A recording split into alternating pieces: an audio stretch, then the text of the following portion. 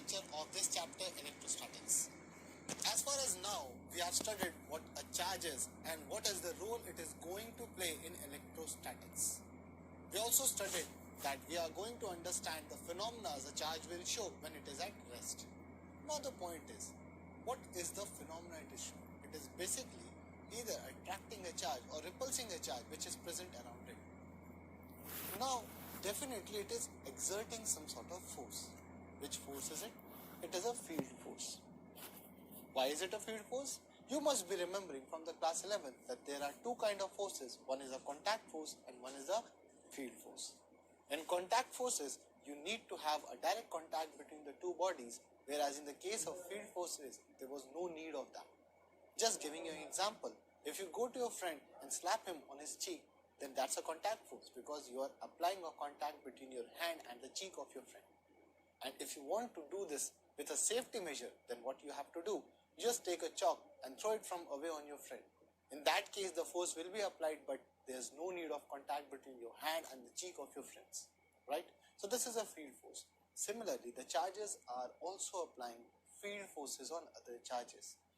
Now, what is the magnitude of this force?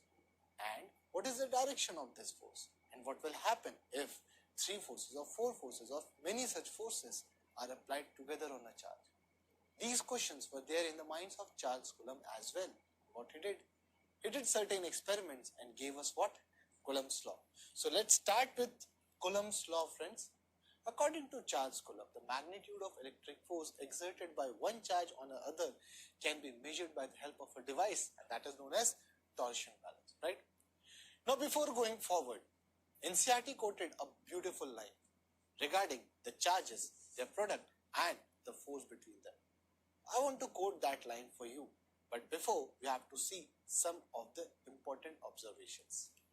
Like the very first, we want to find the summary of interaction between two charges. So there are charges Q1 and Q2, and this would be the product of the charge, that is Q1 and Q2, and what is the force between them. You are very well aware of the fact that like charges repel each other and unlike charges attract each other. But NCERT wrote this line in a very different way. Let's see how. So when the two positive charges were there, the product of the two charges would be positive. That means the value would be greater than 0. And obviously positive and positive will repel each other, right? Then moving forward, if the two charges are negative, again the product would be greater than 0, and again there will be repulsion. Similar to the cases, you will see that positive and negative, in this case the product would be negative, that means lesser than 0, and yes, the force would be attractive. And similarly for the case of vice versa, that again this will be less than 0 and it would be attractive. NCERT gave this beautiful line that whenever the product of charges is greater than 0, there would be repulsion, and whenever it is less than 0, there would be attraction. So we are firm in which case there will be repulsion, in which case there would be attraction.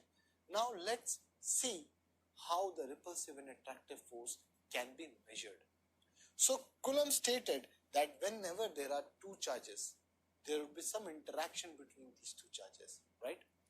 And let's consider these two charges as Q1 and Q2, and we will find some important facts. The very first fact was that force between these two charges is directly proportional to the product of the charge. Remember this thing. Now, if I increase Q1 or Q2, in any case, the force will increase. Next, the force between the two charges was inversely proportional to square of the distance between them. So if Q1 and Q2 are separated by R, then the force proportional here would be 1 by R square, right? And in the third case, always remember, and I hope you remember the electromagnetic forces we discussed earlier as well.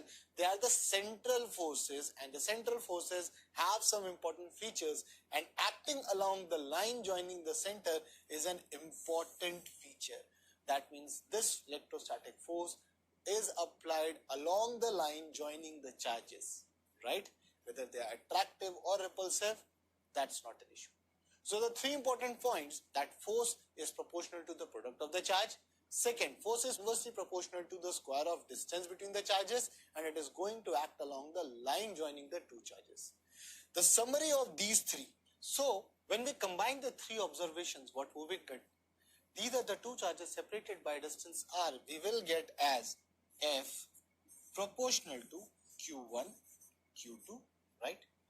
Now F was inversely proportional to distance square, right? If I combine these two, what I'll get is F proportional to Q1, Q2 divided by R square. This is an important format, but you very well know this, that an equation cannot be solved if we don't have an equal to sign here. Proportionality does not work. So in order to remove this proportionality, there has to be some constant, right? Now, in order to remove that proportionality, what I have to put is a equal to sign, and that can be done only if I put a constant, and this constant is small k. It's a Coulomb's constant, and this is Q1, Q2 by R square, where Q1, Q2 is the charge which we are talking about, and R is the distance between the two charges. This is Coulomb's law.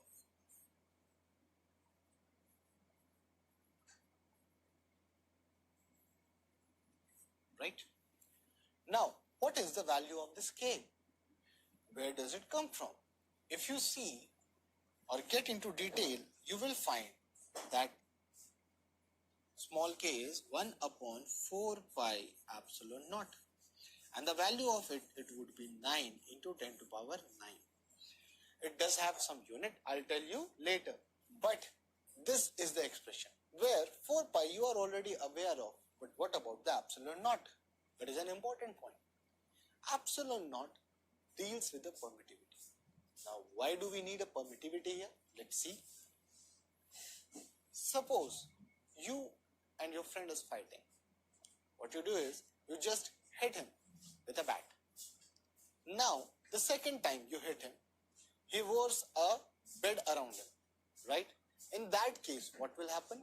The force applied on your friend by you remains same, but the effect on the friend will be lesser. That means, due to the presence of the bed or the bedding, the force was absorbed and there was the decrease in the amount of force which was experienced by your friend.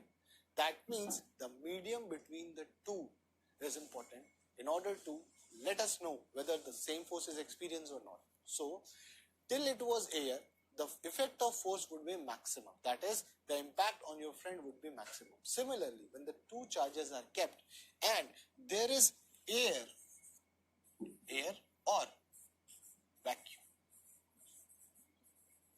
in this case, the impact on the charges would be maximum, right? In this case, permittivity is also maximum. That is, the air is permitting all the force lines to pass through. But if I place a medium, then that case, it will be different. How? We will study later, but for now, epsilon naught is a symbolic representation of the permittivity of the free space between the two charges. And what's the value of epsilon naught? So here you can get that epsilon naught is 8.85 into 10 to the power minus 12 Coulomb square per Newton per meter square, and the value of K is 9 into 10 to the power 9 Newton meter square per Coulomb square. Now, what is epsilon naught? We have understood that it is the permittivity between the two charges of the free space line, right? We know the value of epsilon naught and K, but how do we come to the units of this? Now, that's important part. Let's solve it.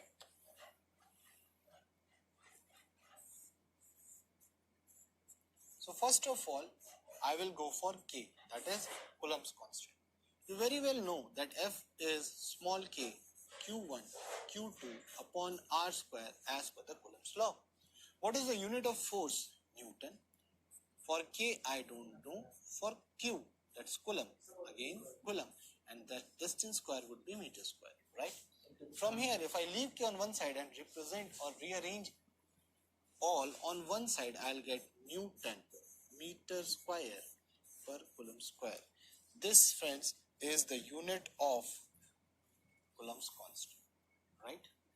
What would be the dimension of this? It's very easy. For dimension, what you have to do, just have to write the dimensional formula of each. For force, you will write M1, L1, T minus 2. For meter square, it would be L2, and for Coulomb square, it would be A square T square, right? Now from here, what is the final conclusion? You will get as M 1 L 3 T minus 4 A minus 2. These are the dimensions of Coulomb's constant, right? So we now know what is the unit of K and what is the dimension of K. Similarly, we should also know that what is the value of epsilon naught and what is the unit of same. So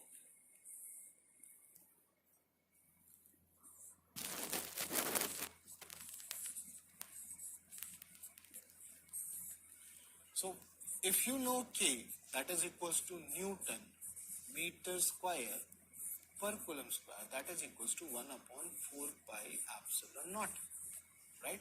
Where 4 pi is a numerical constant and the unit of numerical constant would be 1. That means epsilon naught would be simply Coulomb square per Newton meter square. This is the unit of the same, right? Now, when you talk about the dimensions,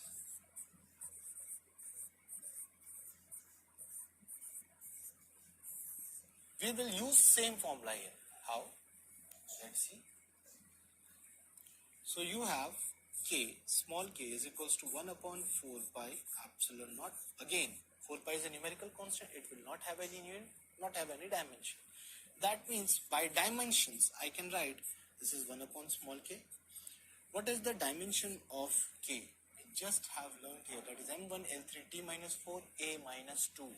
So, right here, M1, L3, T minus 4, A minus 2, right? Now, on solving this, it's very simple, friends. You will get epsilon naught is equals to M minus 1, L minus 3, A 4, A 2, right? So this is the dimension of epsilon naught and K.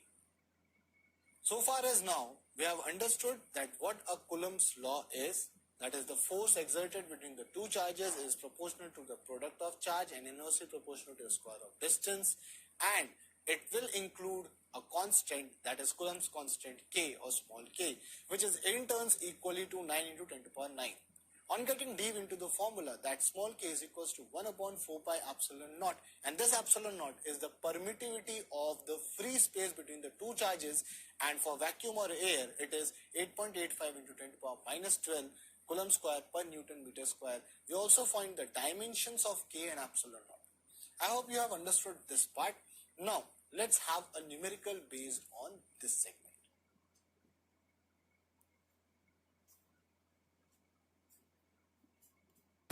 So let's take our next question. Here, two pellets each with a charge of 1 microcoulomb are located 3 centimeter apart in air. What is the electric force between them? So in order to understand, let's have a diagram here. So these are the two. So let's take our next question. Here, two pellets each with a charge of 1 microcoulomb are located 3 centimeter apart in air. What is the electric force between them? So in order to understand, let's have a diagram here. So these are the two charges we are talking about. Let's start with the solution. Now this charge is 1 microcoulomb and this is also 1 microcoulomb. Since they are similar charges, they will repel each other. Now let's take this as first body and this as the second body. This first charge will repel the second body in this direction, that is F, right? Now the second body will repel this one as this. So let's take this F dash. Both these forces will be different forces because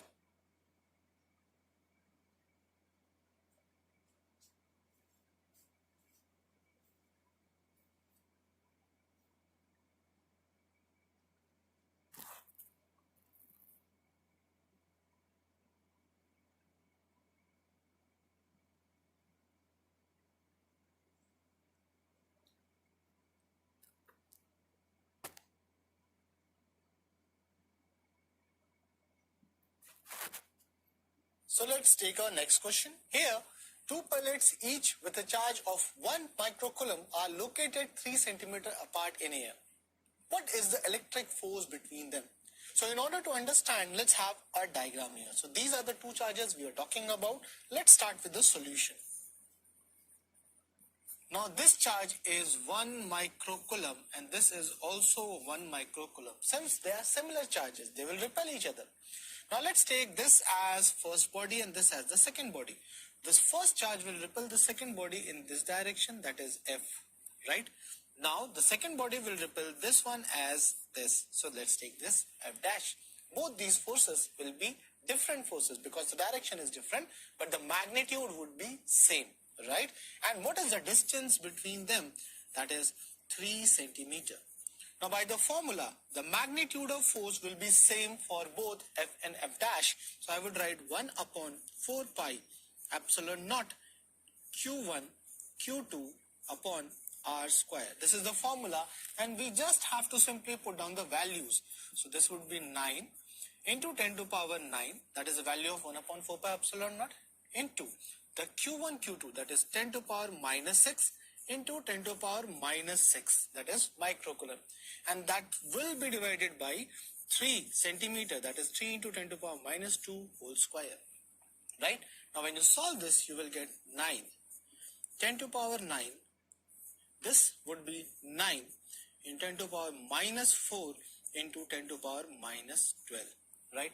Solving this, what you will get is F would be equal to this and this will be cancelled. This and this will be cancelled. We will left with 10 to power minus 8 and this is 10 to power 9. 10 to power minus 8 will be 10 Newton. So I hope you have understood that it's easy to just put down the values and calculate the formula. Just be cautious about the calculations and that's all. I hope you have understood the same. Now let's move ahead. So friends, let's assume this case where you have some medium between the two charges. Let's mark that. This is the medium I am talking about.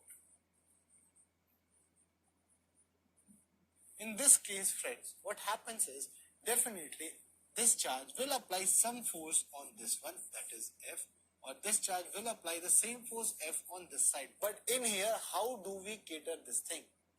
In this case, as you see, the force is now 1 upon 4 pi epsilon. In now this case, I am not using epsilon naught. Why is it so? Because the epsilon is the permittivity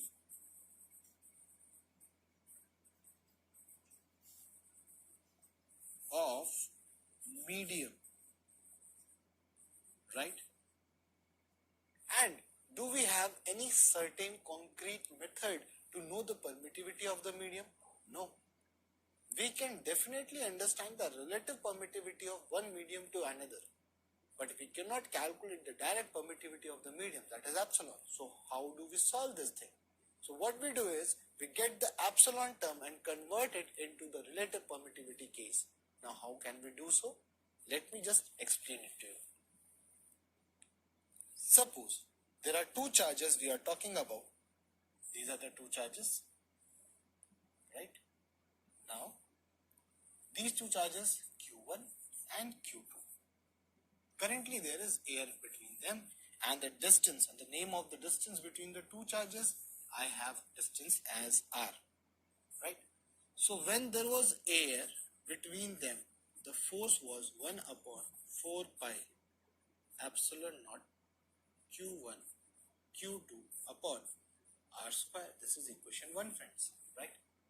Now in similar case, after some time, you put in a medium between them, like this, right? Now when you put this medium,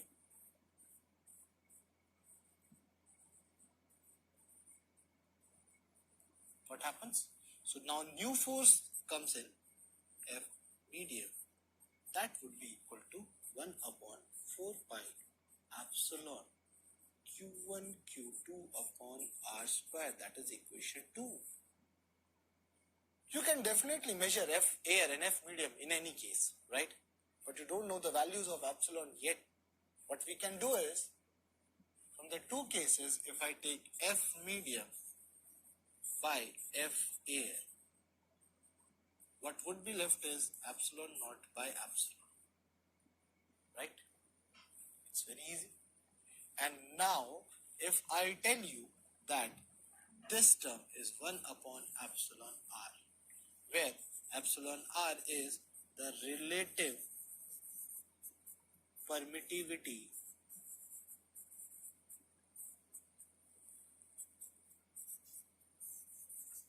of medium, and relation to what? Of medium with respect to air. So from here I can write what? Easily ER is equals to F of air divided by F of medium, right?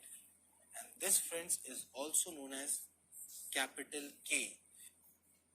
So highlight this. This is an important one, that this capital K is known as dielectric constant. So relative permittivity or dielectric constant are same things, right? How will you measure that? Simply you have to take the ratio of the force in air and force in medium. And I can also write that force in medium is equals to F in air divided by capital K, or F in air divided by epsilon r. This gives you a sense of what? That force in medium will always be lesser than force in air, that we know practically. That means the value of K is always greater than 1, or value of epsilon r is greater than 1. And what is the epsilon r's value? That is epsilon upon epsilon naught. That should be greater than 1. In that case, you will get the permittivity of medium. The value is like this relation. So, what we came to know so far is that between two charges, whenever you put a medium, the force will decrease.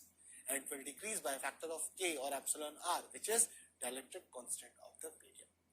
Now we are left with how to represent this properly in case of force. So let's get back to our case where I right now know that epsilon can be represented as epsilon naught into epsilon r, right?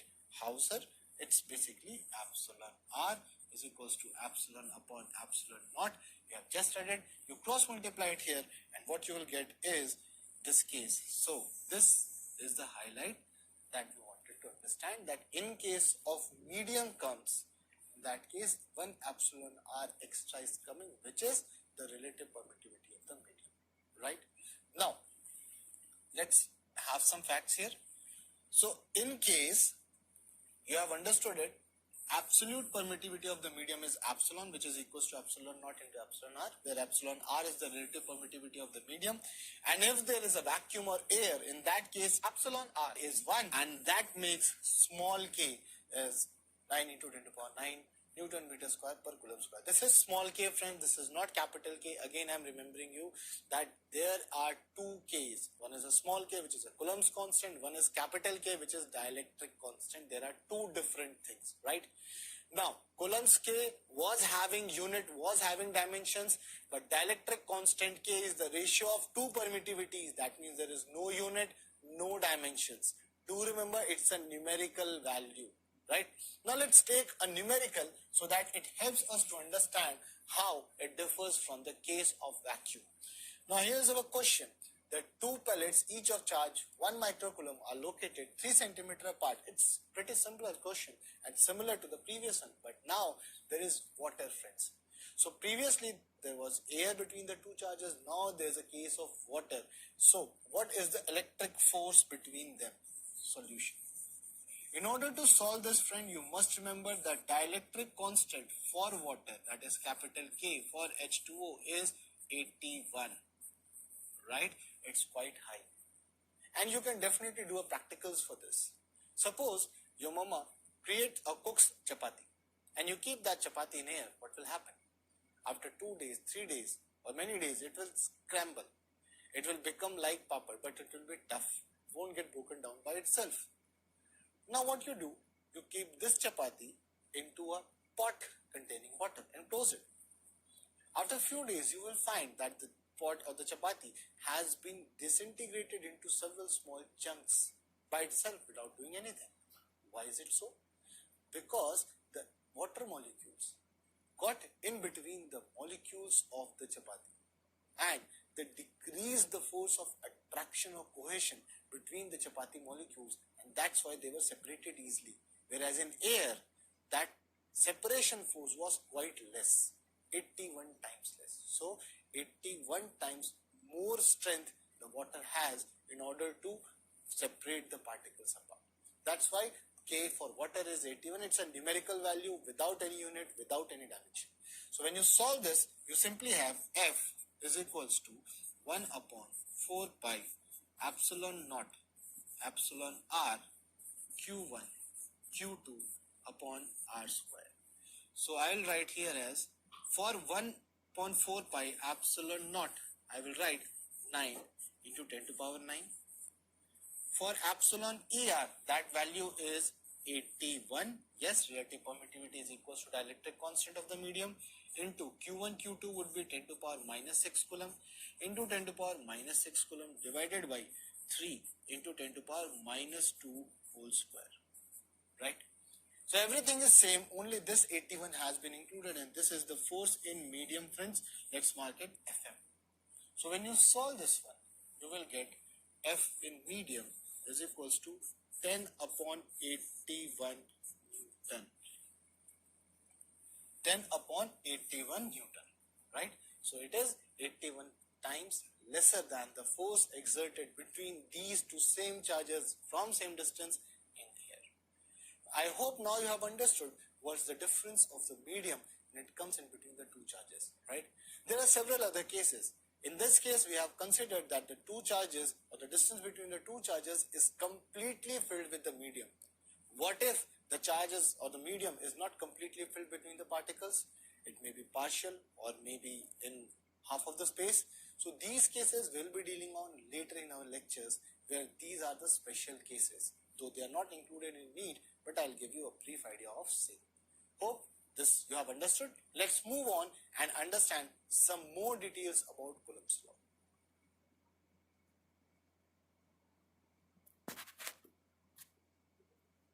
So friends, let's have a quick brief of the properties of the medium here.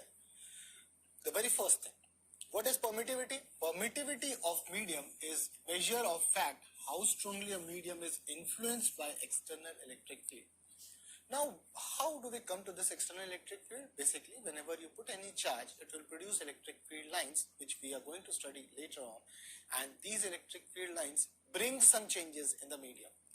And the amount of effect the medium suffers, that is given by the value of epsilon or permittivity of the medium, right? Later on, when charges are placed in any other medium other than vacuum, the force will decrease. That is, force between two charges is maximum in case of air or vacuum. In either case, it will be lesser, and we have already dealt with this. Plus, decrease in the force is due to the polarization of the medium by the external electric field. So the change which we were talking about is the polarization of the medium. Now what do we mean by the polarization? Yet again, we'll be studying in later lectures. Just keep this in mind. And we have already understood the factor that F medium is equals to F air by K, where K is the dielectric constant, and this K is also equals to relative permittivity or ratio of permittivity of medium to permittivity of free space, or that is air or vacuum, right? So let's learn some more points about Coulomb's law. The very first one is it is valid only for point objects, right? So you cannot apply Coulomb's law for the charges of finite size, because all the modeling has been done considering these as point charges, right? Now, the Coulomb law is not valid for the distances less than 10 to power minus 15 meter. So whenever you talk about distance for the Coulomb's law, it should be more than 10 to power minus 15 meter only.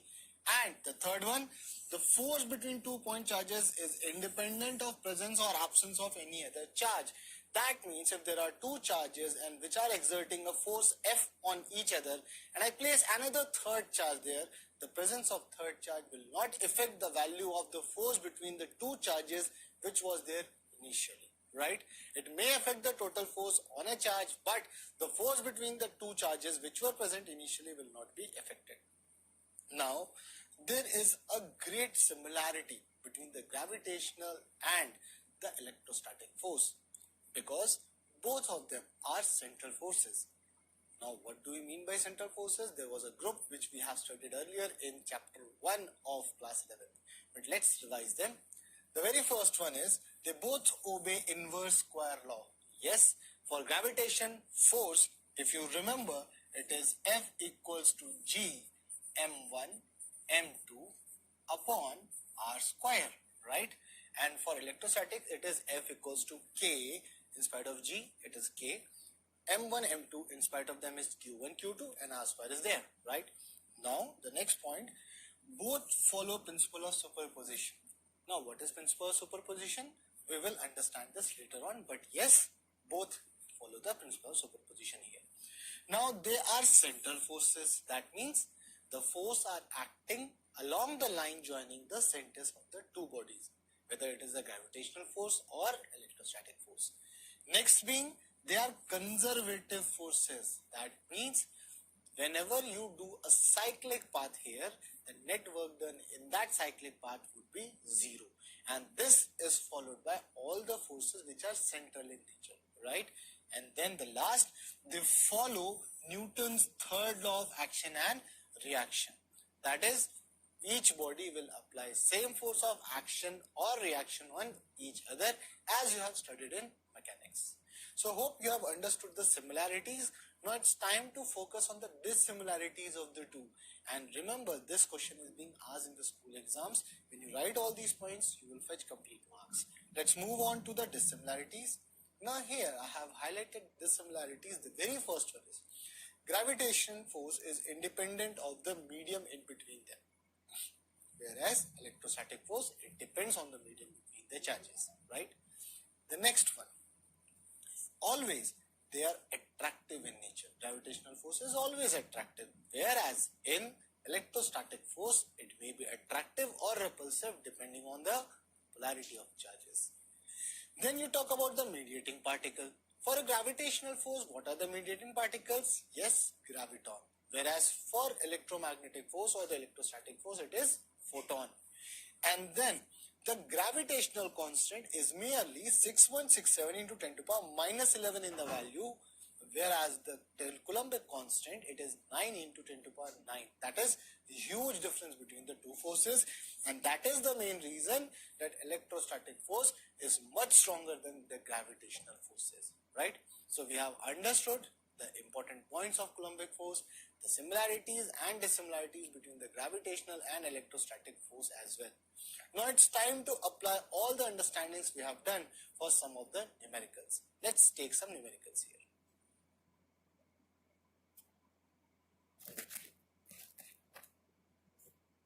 So let's take off next question.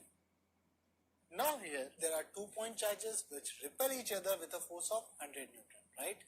One of the charge is increased by 10% and the other has been decreased by 10%, and we have to find the new force of repulsion. Now this question belongs to segment of Coulomb's law, right? Clearly we have to use the force which is given by Coulomb's law, which is, let's start with the solution. So initially the force was F1 and it was given by K, that is small k, Q1, Q2 by R square, that is equation 1. And the value of this is given as 100 Newton, right? Now, in the new case, when the charges have been changed, let's take the new force as F2 and this is small k. Now, since the Q1 charge has been increased by 10%, so I can write 1.1 of Q1, right? Similarly, Q2 has been decreased by 10%, that is, it is 90% of the existing 0.9 Q2, right? And the distance has been the same, that is R square. Now this, consider this as equation 2. So I have equation 1, I have equation 2, let's divide them. So 1 divided by 2. I'll get F1 by F2. As you can see, K and R are common, they will be cancelled out. So you will be left with Q1, Q2 divided by 1.1 Q1 into 0.9 Q2. Solving this, you will be left with 0.99, right? What is the value of F2 we have to find? So I can simply write F1 into 0.99. And this F2 will be equal to 99 Newton. So this was pretty easy, friends, where we have already found the values by the help of Coulomb's law, right? Now let's move ahead and solve our next question. Now in this question, a charge of 2 Coulomb is placed on ground and another particle having charge 4 Coulomb of mass 2 kg is placed above the first charge. What distance will be the two charges lying in equilibrium? It's a very simple question which involves concept of mechanics as well, right? Now how? Just understand this one. Let's suppose this is the ground and we have two charges. One is this one and another just lying above it like this. Okay. Now the distance between them is r, which we are not aware of. Charge on this is 4 Coulomb, charge on this is 2 Coulomb and weight of this is coming downwards, that is mg. What is the mass of this? It is 2 kg mass. Right? Now, this and this being positive charge, it will repel it upwards, so the electrostatic force of repulsion would be upwards. Now, this value of F we have to calculate, which should be equal to mg, then only this is going to be in equilibrium, and say this is certainly on the ground, this will not move anywhere else. So, we just have to equate the force of electrostatic force to the weight of the body. So, F can be written as K 4 Coulomb into 2 Coulomb divided by R square, which we don't know, and mass is 2 kg into value of G is 10, right? Solving this, you will get 9 into 10 to power 9 into 8 divided by R square, that is equals to 20. So, R square would be equal to 36 into 10 to power 8. Further solving this, you will get R as 6 into 10 to power 4 meters, right? So, this is the final answer, right? So, what I have done is just equated the weight of the body with the electrostatic force, and this way we get the distance R. Now, let's move ahead and try some different sort of numericals.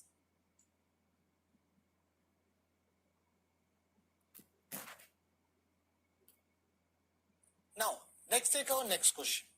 Now, this question belongs to a very new section that belongs to the part where you need to understand a basic of mechanics. Okay. Now, let's start with the question. The two particles A and B having charges 8 microcoulomb and 2 microcoulomb, both positive in nature, belongs to a very new section that belongs to the part where you need to. Now, let's take our next question. Now, this question belongs to a very new section that belongs to the part where you need to understand a basic of mechanics. Okay. Now, let's start with the question. The two particles A and B having charges 8 microcoulomb and 2 microcoulomb, both positive in nature, are held fixed at a separation of 20 centimeters. So, these two charges are fixed. Where should a third charge particle be placed so that it does not experience net electric force? So, we are talking about equilibrium, friends, and currently we are talking about a third charge C, which will be placed between these two charges, and it should remain at equilibrium. When a particle will remain at equilibrium? When the net force acting on that charged particle is 0. Let's start with the solution. So, let's have a diagram for this case first. It's always helpful to have a diagram.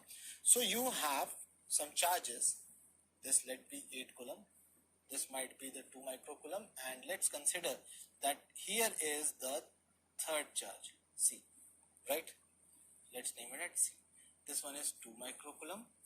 This one is 8 microcoulomb. And the 8 and the 2 microcoulomb are separated with a distance of what?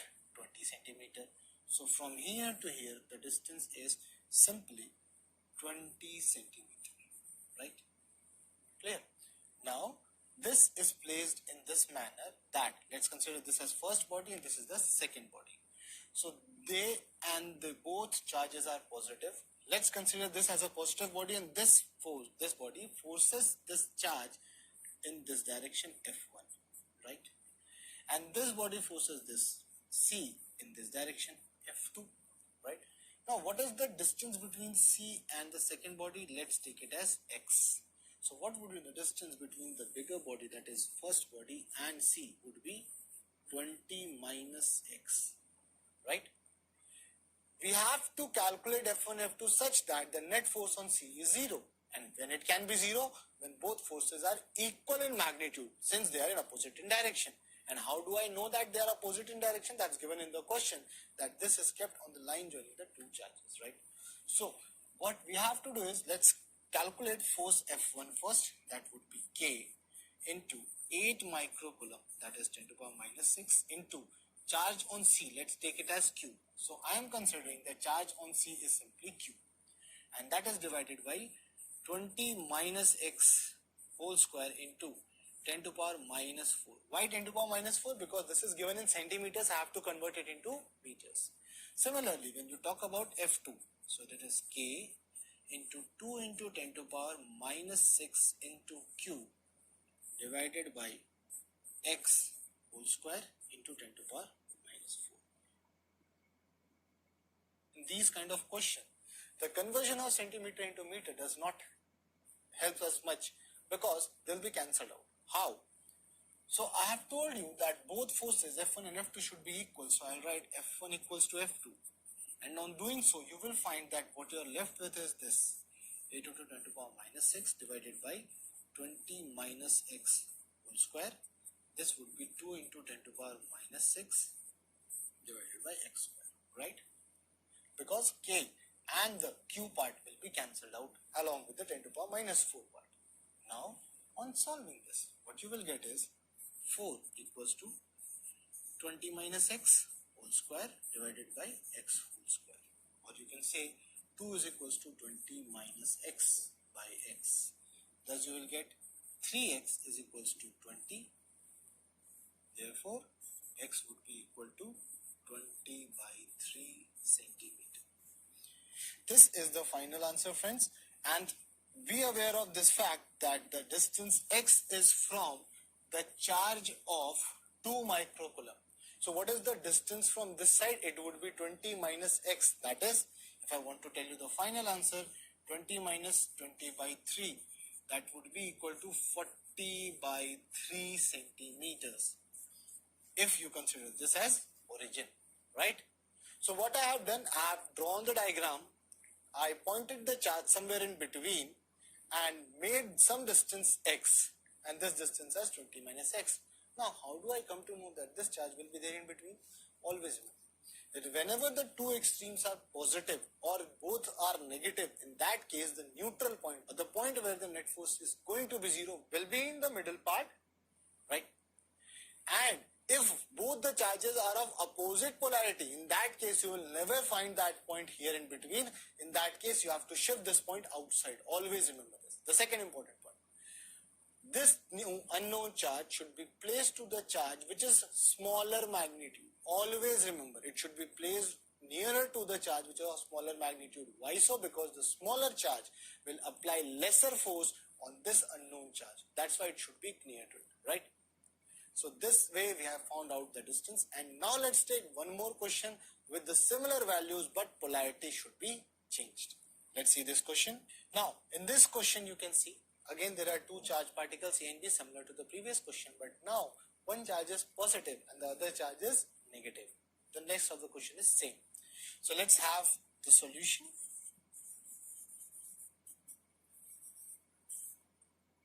First of all, let's draw the diagram here.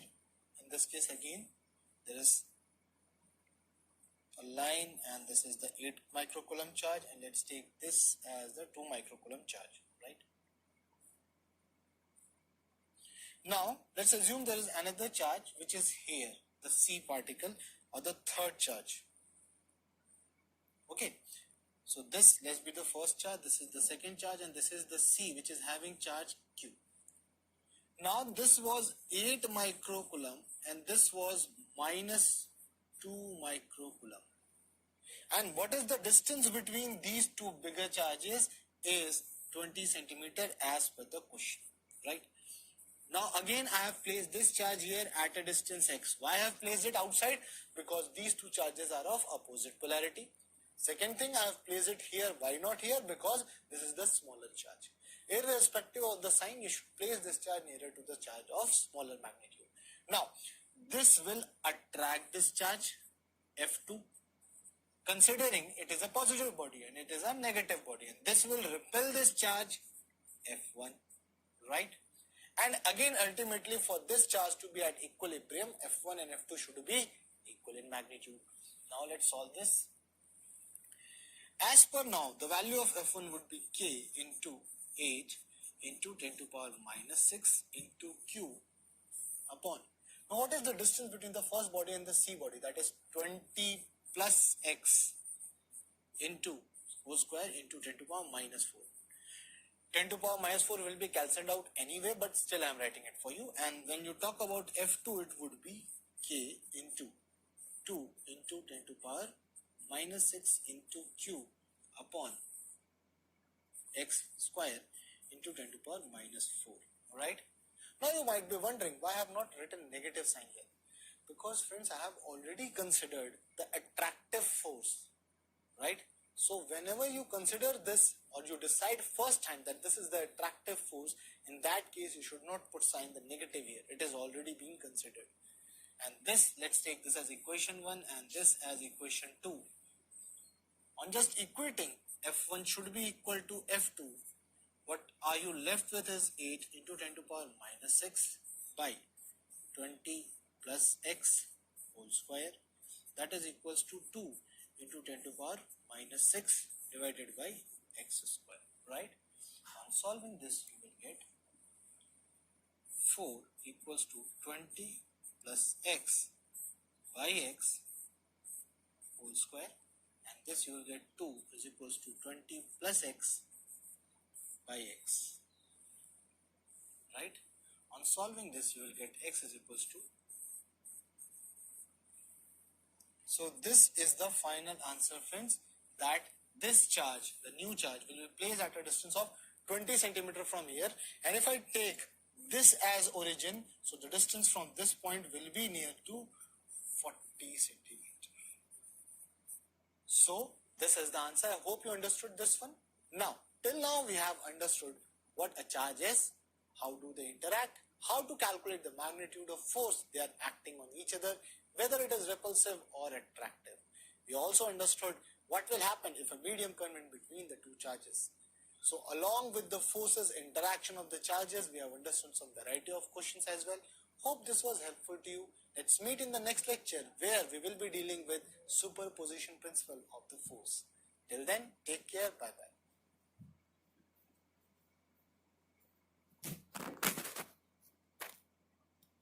Hello friends, I welcome you to the second lecture of this chapter, electrostatics.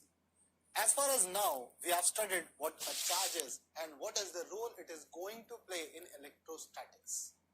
We also studied that we are going to understand the phenomena the charge will show when it is at rest. Now the point.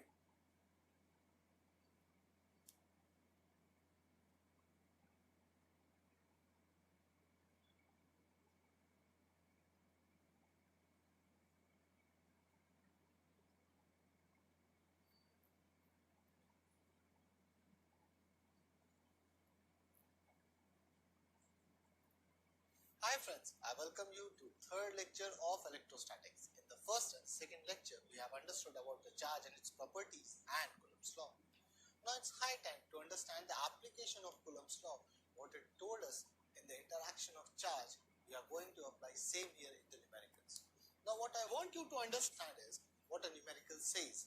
How will you find out that what it has been asking to you and which formula to use? All these three things are the most important part to solve a numerical. So let's take the very first question of the day. Now as far as this question is concerned, it is asking about the electrostatic force between two aluminum spheres, each of mass 1 gram and distance 1 meter. If the charge on each sphere is 1% of the total positive charge or the nuclei of any one sphere. Now, if you see this, let's start with the solution.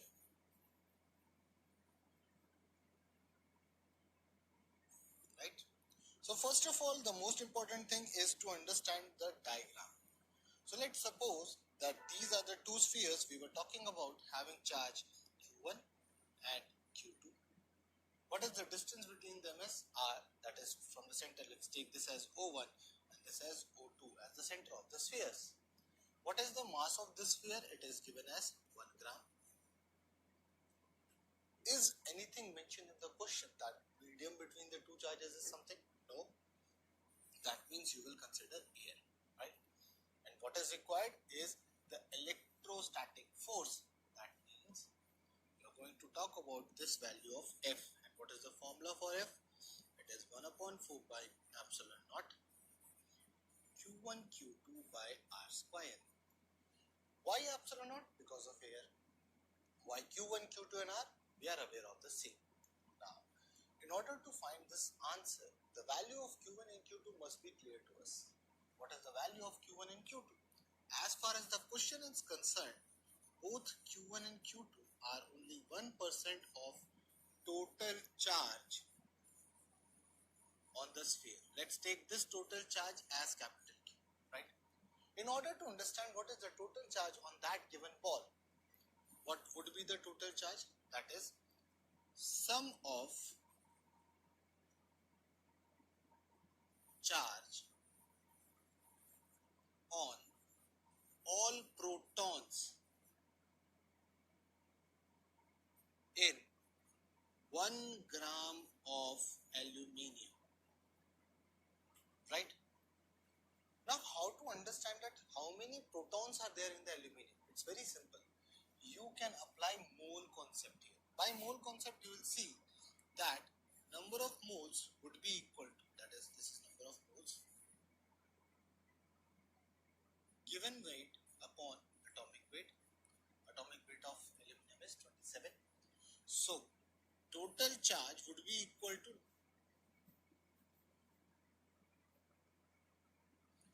the multiple of number of moles and Avogadro's number will give you the total number of atoms in that mass, right? And how many protons are there in one aluminium atom? That is 13. Why 13? Because the atomic number of aluminium is 13. And what is the charge on each proton? It is plus E. So what is the total charge on that 1 gram of sphere? Is this. When you put down the values and calculate, you will find Q is equals to 1 by 27, 6.023, 10 to power 23 into 13E. You will get capital Q as 4.64 into 10 to power plus 4. Now this is the total charge on the sphere, right? Total positive charge. And is sphere charged? Yes, it is. But this positive charge, and there was some electrons also. That's why the charge was neutralized. And I will say that there were 100 protons, then there were 99 electrons. That means charge of 1 proton was left out of 100. That's why it is saying 1%. So that means the charge on each sphere will be given as Q1 equals to Q2 equals to Q. That is equals to 1% of this charge. That is 4.64 into 10 to power 4. Solving this, you will get Q as 4.64 into 10 to power 2 Coulomb. Now I have the value of Q. Now it's very easy. Just put on the values in the formula. You will get 1 upon 4 pi epsilon naught Q1. Instead of Q1, I am writing Q. Instead of Q2, I am writing Q. And what's the value of R is 1 square. So that would be 9. 10 to power 9 into 4.64 into 10 to power 2 whole square. Right? On solving this, you will get F as 1.94 into 10 to power 15 Newton. Right? This is the final value of the force we were looking for. Thus, it was very simple. What we wanted was electrostatic force. For that, what we require is what is the medium, what is the value of charge, and what is the distance between them. Distance and the medium was given to us. In order to find the charge, we went through the whole process of finding what is the total positive charge in the sphere. And as per the question, the value of charge on that sphere was only the 1% of the total charge on the body. Right? Hope you have understood this one. Now, let's move on to our next question. Now, as per this question, the electron and proton in hydrogen atom are separated by a distance of this value, that is 5.3 into 10 to the power minus 11 meters. Find the magnitudes of electric force and the gravitational force that each particle exerts on the other. And we have to find the ratio of electrostatic force and gravitational force as well, right? Let's start with the solution.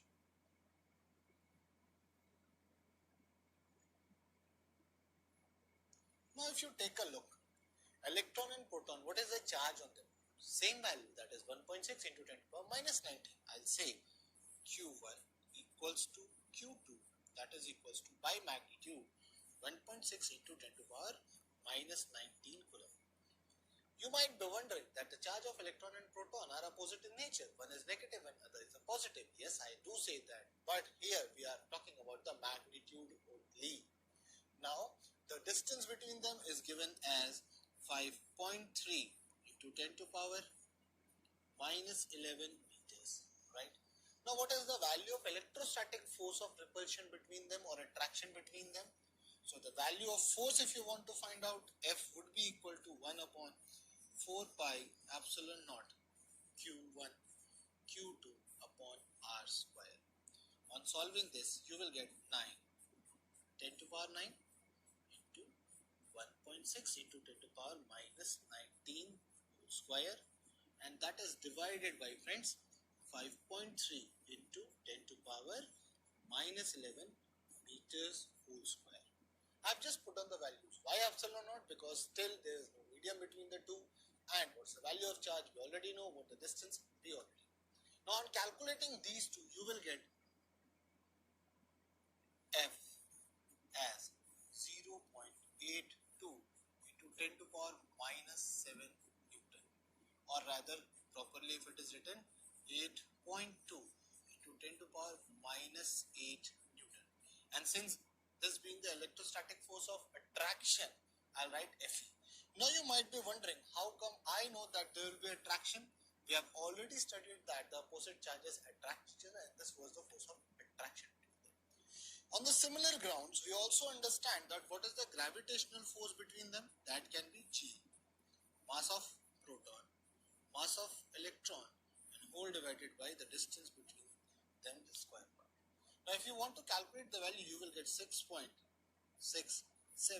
into 10 to the power minus 11 into, what is the mass of proton? It is 1.67 into 10 to the power minus 27 kg into, what is the mass of electron? That would be 9.1 into 10 to the power minus 31 kg. And if you go on further, what is the distance between them? That is given as 5.3 into 10 to the power minus 11 whole square, right?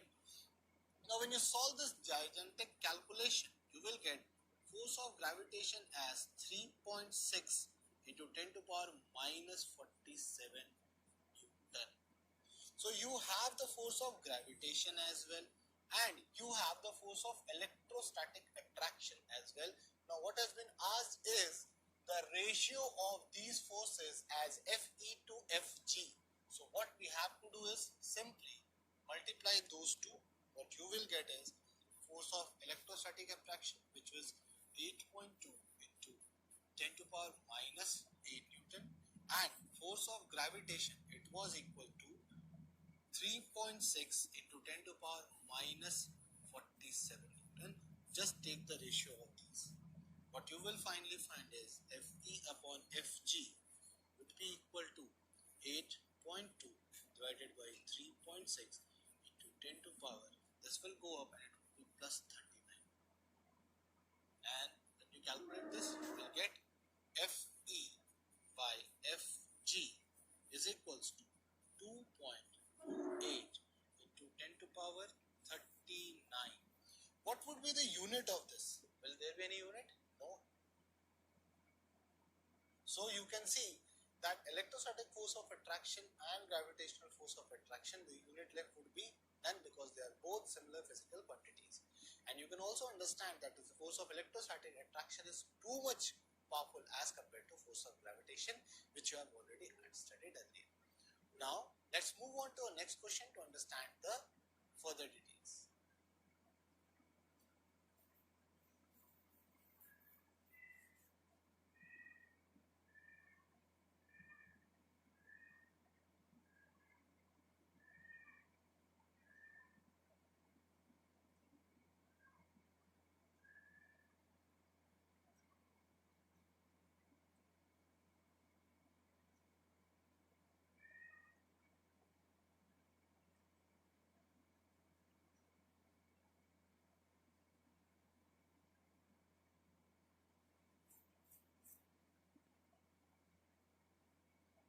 So let's move on to our next question. Now, as per this question, how many same number of excess electrons?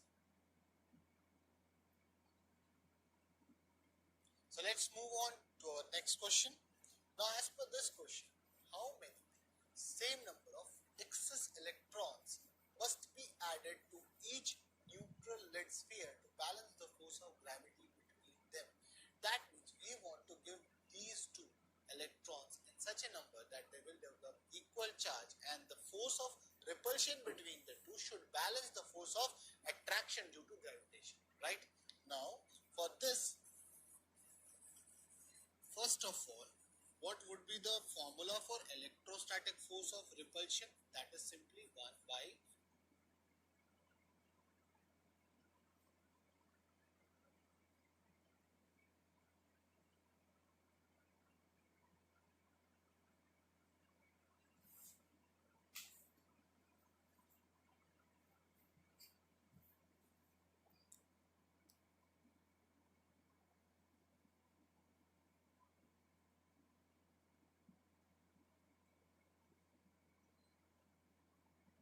So let's move on to our next question. Now, as per this question, how many same number of excess electrons must be added to each neutral lead sphere to balance the force of gravity between them?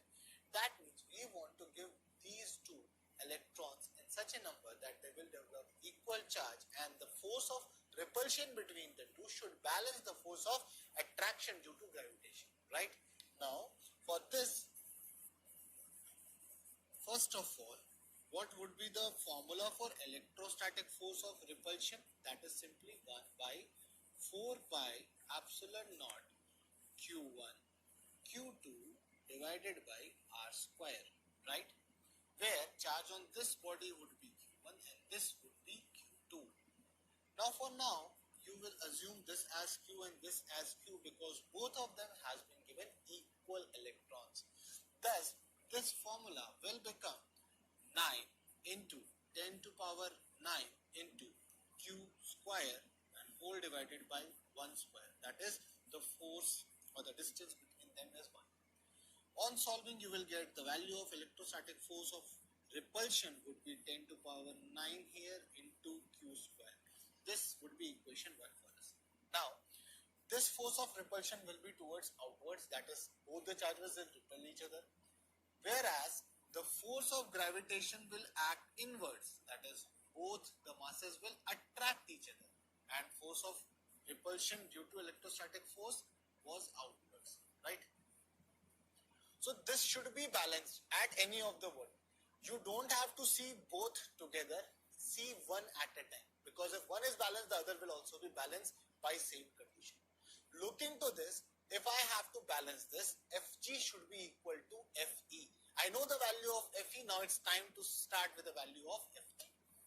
So in order to understand the gravitational force, again we will go for G m1 m2 upon r square. Now what is the value of G? It is 6.67 10 to power minus 11.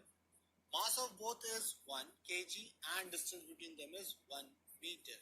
So Fg is simply 6.67 into 10 to power minus 11 Newton. This is equation 2. So I have both the values here. It's simple that both force of gravitation, equation 1 and 2, Fe should be equal to Fg. Then I'll get my answer.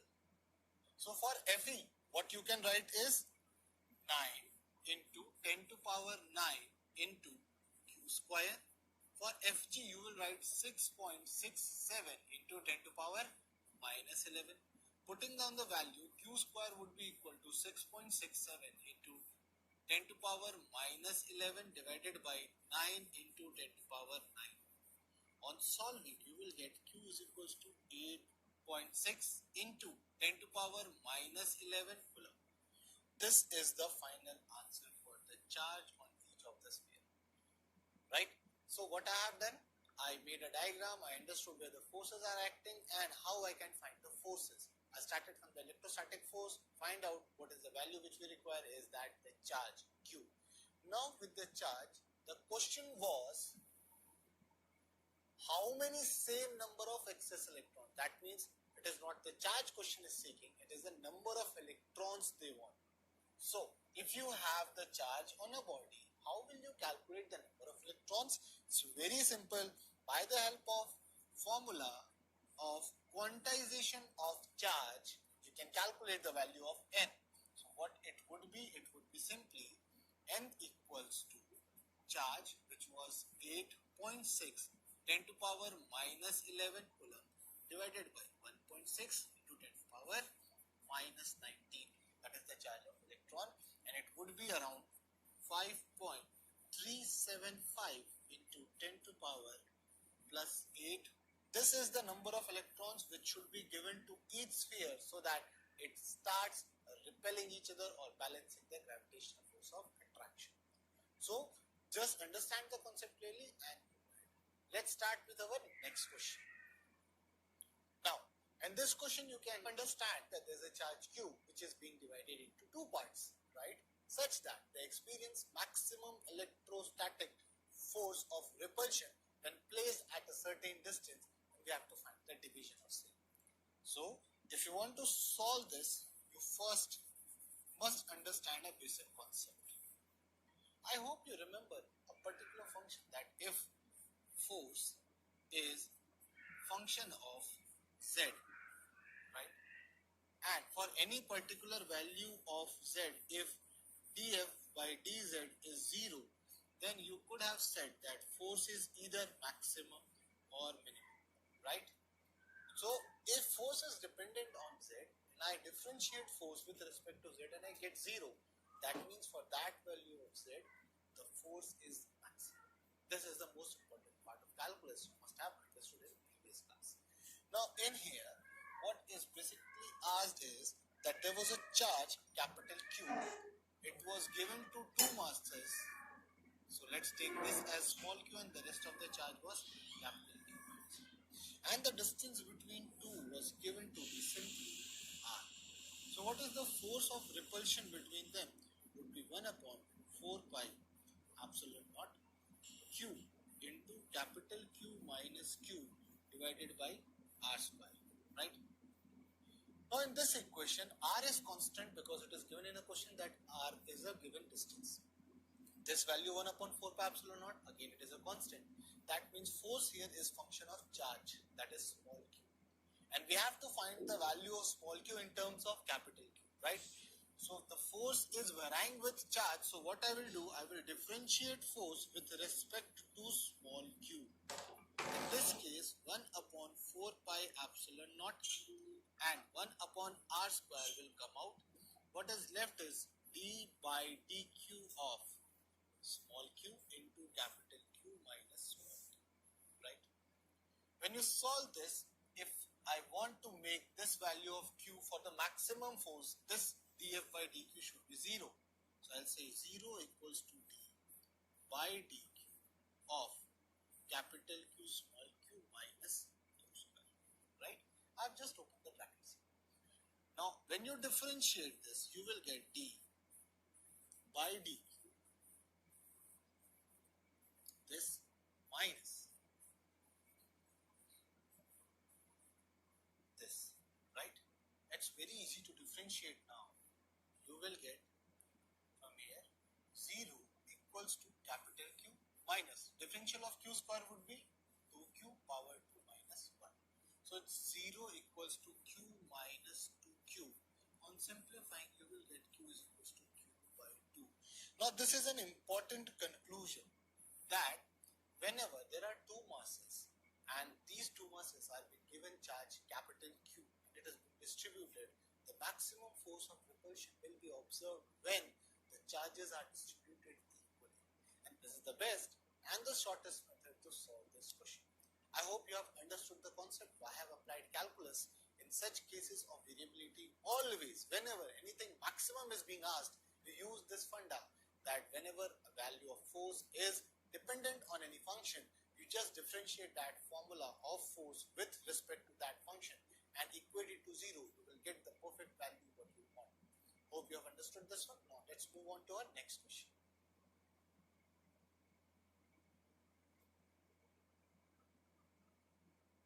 So friends, let's take our next question. As per my commitment, I told you, now let's see some application of mechanics. And what would be the best application of mechanics? Yes, Newton's laws of motion. We have studied friction there. Now it's time to merge the concepts of electrostatics with friction and understand how to solve this question. It's a very simple question. It says that there are two particles, each having mass m and charge as q. They are placed on a rough surface which is having a coefficient of friction mu, and the charges are trying to repel each other.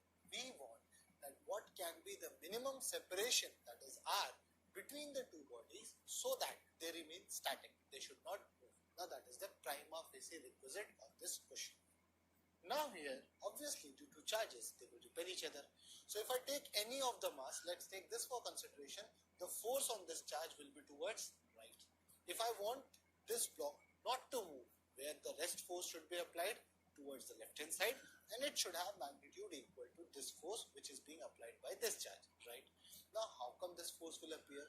Remember, this is a frictional surface, or this is having coefficient of friction as mu. So if you see the weight of the object, it is going downwards, and the normal reaction will go upwards, and where the friction will be, it is opposite to the body's tendency to move. So body's tendency will be to move towards right, so where the friction will appear towards left. So if you see, the friction force on this side would be mu. Now if you understand this thing, that this force of electrostatic nature should be equal in magnitude with this frictional force, right? That if you see the solution,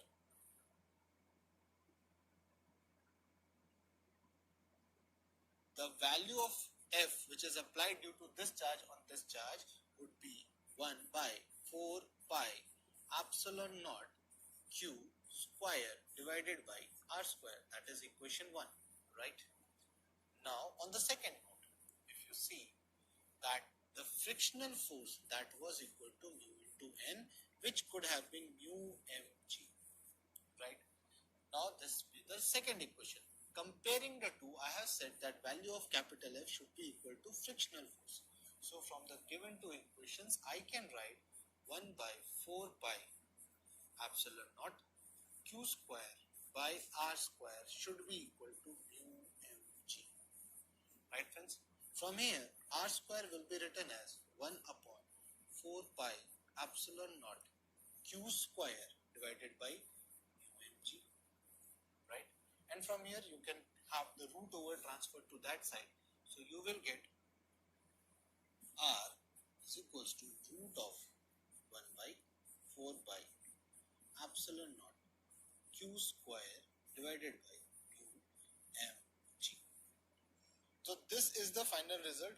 So that's very easy to find out that what would be the result in this case. And you can also get q outside, right? So just stick on to the basics of the question and you will definitely be able to solve that. Let's see one more question based on the combination of electrostatics with mechanics. Now in this question, we have to discuss various forces and angles involved when this is the case when two identical orbs have been suspended from a common point. The breadth of the thread is L, and we need to understand what are the forces are there, and most probably what is the value of this angle which they are making with a vertical line, right? Now in this question, if you try to understand that there are two charges, Q1 and Q2, both repel each other with equal amount of force. So the force on this block would be toward this side and this block would be on that side. And where would be the weight of these will be? So if you understand this properly, the weight will be acting downwards. At this point of time, there is a tension upwards, force on the left side, weight in the downside. Similar case here. So these are the three important forces which are acting on the body. Now, if you want to understand their equilibrium, there can be two cases here. Maybe this force is not self-sufficient to keep this body at equilibrium, then the conditions will differ, right? And we will come to that later on. At this point of time, I am saying to you that this body is at equilibrium.